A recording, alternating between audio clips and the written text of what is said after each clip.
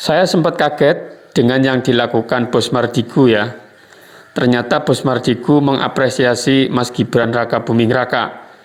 Yang saya kira kita tahu semua bahwa Bos Mardigu itu statement-statementnya sangat ideal dan idealis.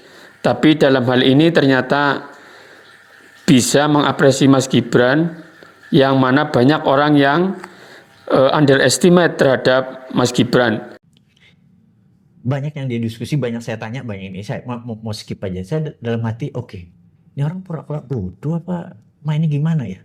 Ini saya masih belum ngegambar. Maksud saya sebagai seorang yang ini, karena semua pertanyaan saya dia bisa jawab dengan taktis yang tak tak tak tak gitu. Terus Mardigu Vovic atau yang dikenal sebagai Bosman Mardigu baru-baru ini berbagi kisah menarik tentang pertemuannya dengan Gibran Rakabuming Raka, wakil presiden sekaligus putra sulung Presiden Jokowi. Pertemuan itu terjadi secara spontan dan mengungkap sisi lain dari Gibran yang mungkin belum banyak diketahui publik. Mari kita simak kisahnya.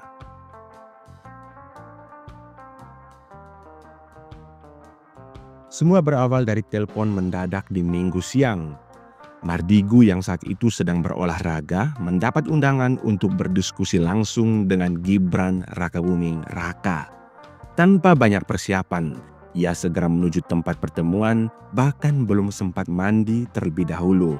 Namun Gibran justru menyambutnya dengan santai sambil mengatakan bahwa ia pun belum mandi semenjak tadi pagi. "Aku juga belum mandi mas," ucap Gibran dengan nada yang merendah. Dari awal, suasana pertemuan ini sudah penuh kesederhanaan. maaf, saya ngomongnya Kang Mas Gibran. Maaf Kang Mas Gibran, saya belum mandi. Apa jawabannya? Aku juga belum mandi. Aku tadi pagi harus ikut ini. Oke. Dalam diskusi empat mata itu, Mardigu menanyakan strategi Gibran untuk meningkatkan pendapatan daerah bruto atau PDB Solo dalam waktu yang sangat singkat. Dengan jujur, Gibran mengakui bahwa ia memiliki akses yang luas karena statusnya sebagai anak presiden. Namun ia tidak menyia-nyiakan akses itu. Melalui jaringan yang ia bangun dari menteri hingga tokoh-tokoh daerah, Gibran berhasil mewujudkan program-program yang sebelumnya tampak mustahil. Tapi ia tak lupa menekankan bahwa ini bukan soal privilege semata, melainkan bagaimana kesempatan itu digunakan untuk hasil nyata bagi masyarakat luas. Ngobrol kita. Saya nanya, gimana caranya 2 tahun lu naikin PDB-nya Solo? Saya ngomong apa adanya, ini benar-benar 4 mata loh ini, dan ini true story. Jawaban dia, saya kan anak presiden. Ya Mas Ibas, Mas AHY, Mbak Puan, Mas Ilham, ya semua anak presiden. Benar nggak? Wajar semua anak presiden saya dikenalin sama Menteri Anu, Presiden Anu, Sultan Anu. Wajar dong gitu. Nah waktu saya jadi wali kota, saya WA, saya telepon program ini, program itu. Ada 1, 2, 3 yang nyantol, 1, 2. Asal itu selalu saya undang Pak Ganjar, dan Pak Ganjar jarang datang. Sikap tenang dan santai Gibran juga terlihat saat menjelang debat Pilpres. Hanya beberapa jam sebelum acara dimulai, Gibran tetap fokus berdiskusi dengan Mardigu. Bahkan ketika diingatkan soal persiapan debat, Gibran dengan santai menjawab, "Ngobrol aja mas," katanya. Namun di balik kesan santainya itu, Gibran selalu memberikan jawaban yang taktis dan berbobot untuk setiap pertanyaan yang disampaikan Mardigu. Hal ini membuat Mardigu terkesan dan bertanya-tanya, apakah Gibran hanya terlihat santai atau memang sudah sangat matang dalam berpikir. Dan itu benar-benar dialog yang tektok. Ini saya bilang, Kang Mas nanti itu jam 7 dia mau live, mau debat. Pilpres kemarin. Jam 4 tuh saya bilang, udah 3 jam nih. Saya bilang, Kang Mas, jam 7 nanti mau ini belum siap-siap. Gak apa, ngobrol aja gitu.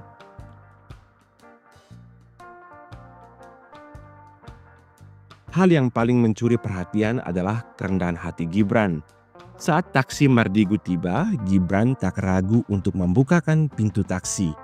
Gibran yang kini menjabat wakil presiden tetap menunjukkan sikap sederhana dan menghormati lawan bicaranya. Bahkan sopir taksi pun sampai terheran-heran. "Itu tadi Mas Gibran ya Mas?" tanya sopir ke Mardigu. Izin, saya bilang Mas Pring, saya panggilin taksi. Enggak. Kan itu di hotel. Itu taksi dipanggil, dia keluar, bukain pintu. Saya bilang, Mas gak usah Mas. Dia tutup sampai saya ini. Dia buka pintu, saya masuk, dia tutup pintu. Kemudian saya taksinya bilang, Pak itu Pak Gibran. Nutupin. Jadi teman-teman, maaf ya, ini pengalaman pribadi gua. Dan kalimat terakhir saya bilang, saya harus deklarasi nggak kalau saya dukung Pak Prabowo? Gak usah lah, kata dia gitu. Nanti followermu pada ninggalin Bapak, kita ini kan. Dari cerita ini satu hal yang jelas, Gibran memiliki potensi besar sebagai pemimpin muda yang akan datang. Ia bukan hanya pandai memanfaatkan akses dan jaringan, tapi juga memiliki kemampuan untuk berpikir strategis dan menjawab tantangan dengan solusi yang konkret. Namun ini baru permulaan. Sebagai seorang pemimpin, ia akan terus diuji, terutama dalam menjaga keseimbangan antara ambisi pribadi, loyalitas kepada rakyat, dan nilai-nilai kebangsaan. Kelebihan Gibran adalah kemampuannya merangkul berbagai pihak tanpa kehilangan identitas. Namun ia juga menghadapi risiko, terutama kritik tentang penggunaan akses keluarganya. Ini menjadi ujian bagi dirinya untuk membuktikan bahwa hasil kerja nyatanya lebih berbicara daripada stigma-stigma tersebut. Seperti yang dikatakan Mardigu, Gibran adalah simbol Panji negara saat ini. Tugas kita bukan hanya untuk mengkritik, tetapi juga memberikan dukungan dan bimbingan agar ia terus berada di jalan yang benar. Bagaimana menurut Anda? Apakah Gibran mampu menjawab tantangan besar di masa depan? Berikan pendapat dan komentar Anda dan jangan lupa untuk subscribe untuk mendapatkan analisis terbaru politik lainnya.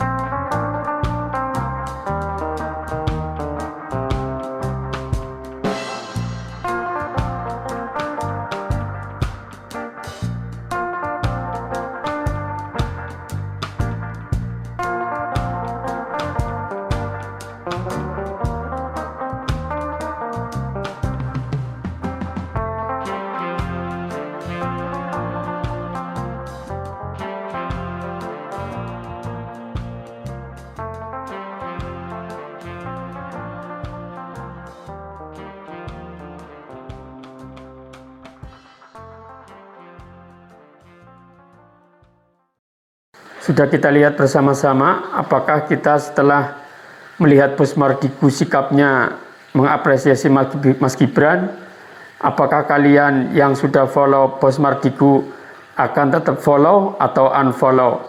Karena Mas Gibran sendiri memberitahu kepada Bos Mardigu bahwasanya kedekatan dirinya tidak usah dipublikasi karena takut nanti pengikutnya, followernya Bos Mardigu pada lari. Itu justru yang mengatakan Mas Gibran.